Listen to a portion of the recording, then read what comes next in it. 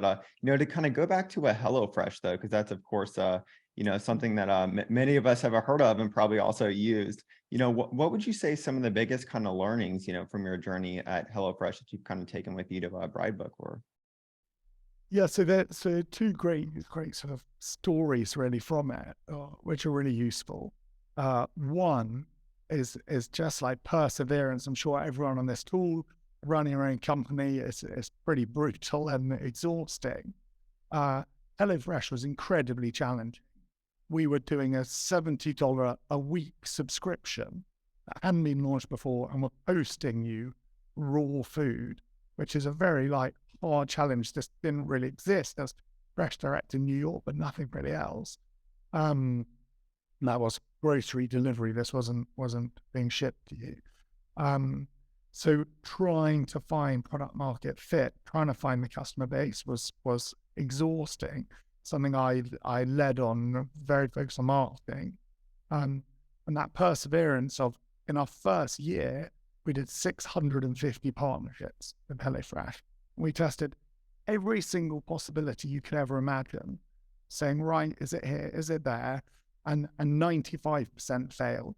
So anyone sane would give up. But I think probably people on this call, and something I hope I'm pretty strong at, is just that perseverance of finishing something exhausting like that and being like, brilliant. I'm the most stubborn person on the planet. I know what 5% works now, and everyone else will have given up on the journey. And knowing that was the crux of what allowed HelloFresh to really scale. We had launched in Manhattan, and this is the sort of the second part of what I was going to mention is good recording, and everyone will be doing this, but recording as much data as you possibly can, and the really sort of more sort of spurious data points early on. Just record as much as you possibly can. We've enormously taken that into Bridebook. So even with HelloFresh, just give you a taste, we were given out, I'm sure loads of you have been given HelloFresh gift cards. Those were in batches of 500, and we were giving them out on the street. And we'd be recording, what was the weather like? What was the time of day? What was the position in Manhattan? Then it'd be going into magazines. We were measuring, is it landscape? Is it portrait? Has it got a vegetarian meal or a carnivorous meal, a meat dish on it? Was it a dollar discount or a percentage discount or a free meal discount? All of that. And at that early stage, you're like, this just is immaterial. Like, how am I supposed to judge it at such a small sample size?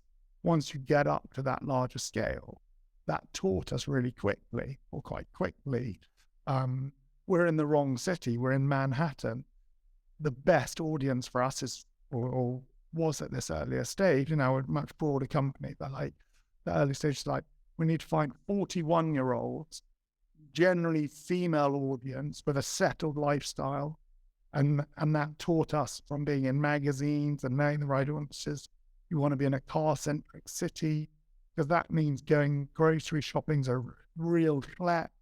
If you're a bit older, you have a more settled life. If you've got kids, it's really settled. If you've got a dog, it's settled as well.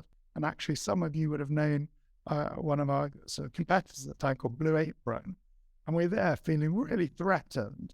Like, shit, they were doing, sorry, swearing, they were doing great brand marketing and cooking with cactus, I remember, and doing celebrity chef partnerships. And we were there sort of not zooming in on that audience and not that Manhattanite audience.